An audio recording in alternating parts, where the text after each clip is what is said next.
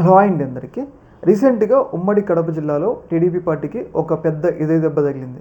ఆ ఎదురు దెబ్బ ఏంటి అంటే, ఏదైతే టీడీపీకి సంబంధించిన రాయచోటి ఇన్ఛార్జ్ సుగవాసి బాలసుబ్రహ్మణ్యం ఆయన టీడీపీ పార్టీకి అయితే రాజీనామా చేయాల్సి వచ్చింది.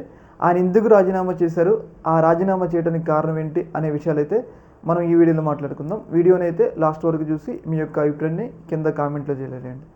మనందరికీ తెలుసు సుగవాసి బాలసుబ్రహ్మణ్యం. ఈయన బ్యాక్గ్రౌండ్ వచ్చేసి ఏదైతే సుగవాసి పాలకొండరాయుడికి సంబంధించిన తనయుడు అనమాట. ఆయన రాయచోటి అలాగే ఏదైతే రాజంపేట నియోజకవర్గాల్లో ఒక సీనియర్ నాయకుడు అనమాట. అయితే ఆయన రీసెంట్గా చనిపోవడం జరిగింది. సుగవాసి పాలకొండరాయుడు రీసెంట్గా చనిపోవడం జరిగింది. అయితే చనిపోయిన సందర్భంగా చంద్రబాబు నాయుడు గారు కనీసం ఒక సీనియర్ నాయకుడైనా కానీ ఆయన అంత్యక్రియలకు కూడా హాజరు కాలేదు అని చెప్పేసి ఆయన తనయుడు కొంచెం అసంతృప్తికి లోనయ్యారు. అలాగే ఇంకొకటి ఏంటి అంటే, రీసెంట్ డేస్లో జరుగుతున్న పరిణామాలు ఏదైతే మహానాడు నిర్వహించిన సందర్భంగా కనీసం ఏదైతే సీనియర్ నాయకుడు టీడీపీ నాయకుడైన సుగవాసి పాలకొండరాయుడు చనిపోతే మినిమం ఆయనకి నివాళులు కూడా అర్పించలేదని చెప్పేసి ఆయన కొంచెం అసంతృప్తికి లోనిండు.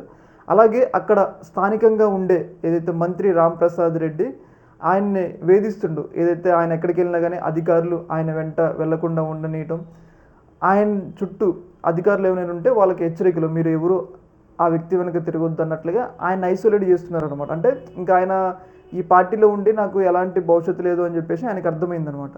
ఇందులో భాగంగానే ఏదైతే స్థానికంగా ఉన్న నన్ను ఆ మంత్రి తొక్కేస్తున్నా అని చెప్పేసి ఆయన టీడీపీ జాతీయ అధ్యక్షుడైన చంద్రబాబు నాయుడు గారికి లేఖ రాయటం జరిగింది. ఇందులో భాగంగా ఏదైతే స్థానికంగా ఇక్కడ అనుకూల పరిస్థితులు లేవు, అందుకోసమే రాజీనామా చేస్తున్నట్లుగా ఏదైతే ఉమ్మడి కడప జిల్లాలో ఉన్న సుగవాసి పాలకొండరాయుడు తనయుడు సుగవాసి సుబ్రహ్మణ్యం టీడీపీ పార్టీకి అయితే రాజీనామా చేయడం జరిగింది. మరి దీని మీద టీడీపీ పార్టీ ఎలా స్పందిస్తుందని చూడాలి. ఈ యొక్క అంశంలో మీ యొక్క అభిప్రాయాన్ని కింద కామెంట్లు తెలియజేయండి. ఓకే, మరి థ్యాంక్ యూ.